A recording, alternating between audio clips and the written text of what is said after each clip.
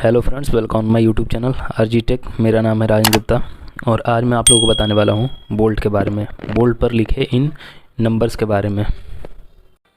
Bolt पर लिखे ये नंबर्स बोल्ट की स्ट्रेंथ को बताते हैं। हर एक बोल्ट की एक लिमिटेड स्ट्रेंथ होती है और वो लिमिटेड स्ट्रेंथ लोड तक ही उस लोड को झेल सकते हैं। जैसे 4.8 का बोल्ट है, 8.8 का बोल्ट है, 10.9 का भी आता है और 12.9 का भी। ये सारे नंबर्स उस बोल्ट की स्ट्रेंथ को बताते हैं कि वो कितने लोड तक उस लोड को झेल सकता है। तो इस वीडियो के अंदर हम यही सीखेंगे, किसी भी बोल्ट के अंदर की स्ट्रेंथ को हम कैसे पता करेंगे। तो चलिए वीडियो को शुरू करते हैं। ये मैंने इतने सारे बोल्ट ले रखे हैं अलग अलग ग्रेड के, जिसमें से ये 8.8 ग्रेड का बोल्ट है, ये काफ़ी मोटा है। और ये 10.9 ग्रेड का बोल्ट है और ये हमारा 8.8 ग्रेड का बोल्ट है, ये एलंकी बोल्ट है। और ये हमारा 4.8 ग्रेड का बोल्ट है और ये भी हमारा 8.8 ग्रेड का बोल्ट है।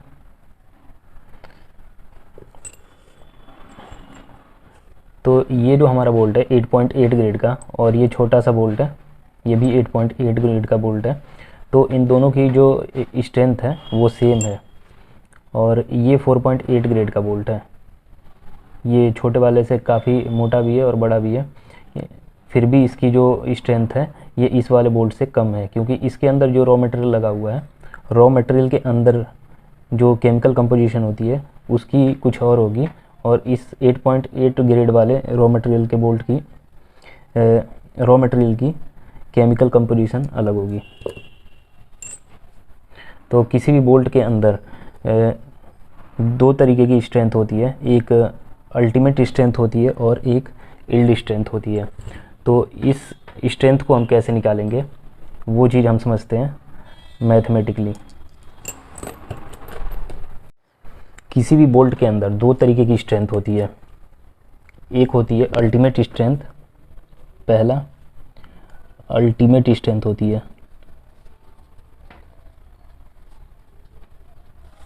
और दूसरी जो होती है वो यील्ड स्ट्रेंथ होती है।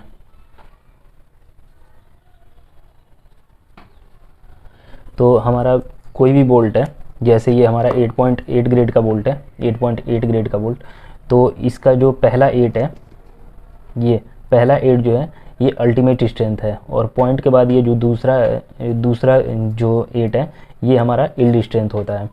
तो अल्टीमेट स्ट्रेंथ और यील्ड स्ट्रेंथ को निकालने का एक फॉर्मूला होता है।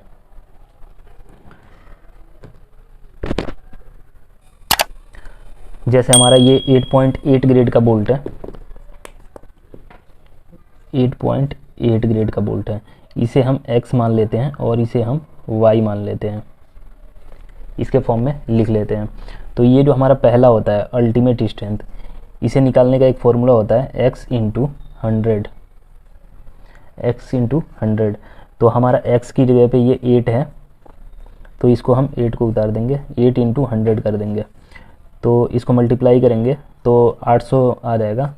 इसे हम लिखते हैं 800 न्यूटन पर mm²।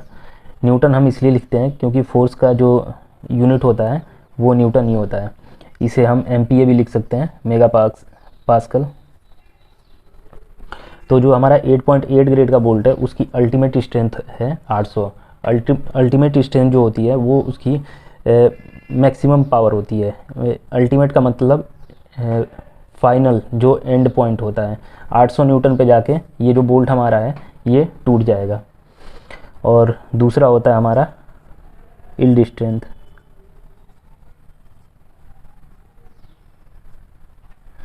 इसको निकालने का फॉर्मूला होता है x इंटू वाई। तो हमारा x है, x जो है यहाँ समझते हैं, x हमारा है 800 और y जो हमारा है 0.8 है। तो इसको हम अगर मल्टीप्लाई करते हैं तो ये आ जाएगा 640 न्यूटन पर mm²। इसे हम MPa भी लिख सकते हैं, MPa मेगा पास्कल। तो जो हमारा 8.8 ग्रेड का बोल्ट है उसकी जो अल्टीमेट स्ट्रेंथ है 800 है और यील्ड स्ट्रेंथ जो है 640 है। 640 का मतलब है यील्ड स्ट्रेंथ का मतलब इस पे जाके हमारा जो बोल्ट है 8.8 ग्रेड का वो जाके बेंड हो जाएगा, टूटेगा नहीं, जैसे लचीला टाइप का हो जाएगा, टूटे जैसे संकेत देते हैं, संकेत देगा कि इससे ज़्यादा लोड पड़ेगा तो वो बेंड हो जाए, टूट जाएगा बोल्ट। ये जो है ये 800 का ये 80% होता है 660। अब इसी तरीके से हम दूसरे वाले बोल्ट की स्ट्रेंथ को समझेंगे। ये जो हमारा दूसरा बोल्ट है 10.9 अलग ग्रेड का बोल्ट जो है उसको समझते हैं। 10.9 का जो अल्टीमेट स्ट्रेंथ होगा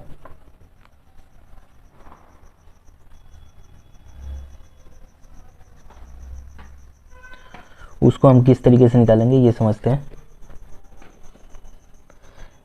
तो अल्टीमेट स्ट्रेंथ का फॉर्मूला होता है x इंटू 100। ये 10.9 का है, ये x इंटू वाई के फॉर्म में लिख लेते हैं।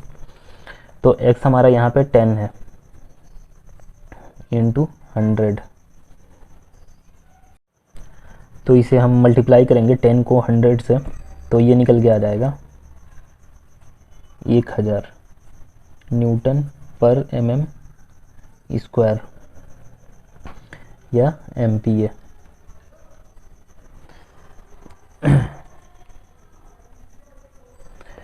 और इसका जो दूसरा यील्ड स्ट्रेंथ है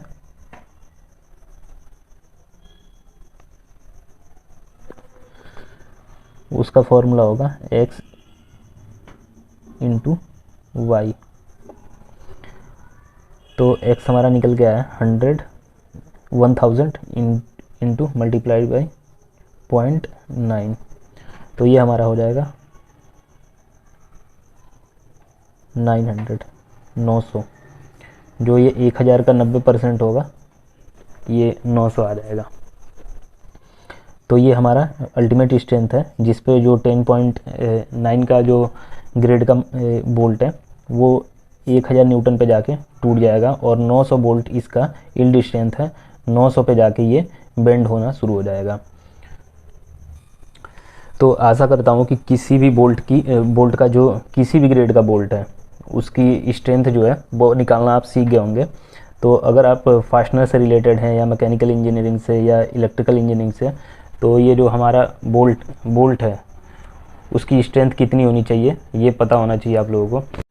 तो अगर आप लोगों को वीडियो समझ में आ गई है तो हमें कमेंट करके बताएं कि जो हमारा 12.9 ग्रेड का बोल्ट होता है और 10.9 ग्रेड का बोल्ट होता है इनमें से किसकी स्ट्रेंथ सबसे ज़्यादा है। अगर आप फास्टनर से रिलेटेड हैं तो हमारे चैनल को सब्सक्राइब करें क्योंकि बोल्ट के बारे में मैं वीडियो बनाता रहता हूं। तो वीडियो देखने के लिए धन्यवाद।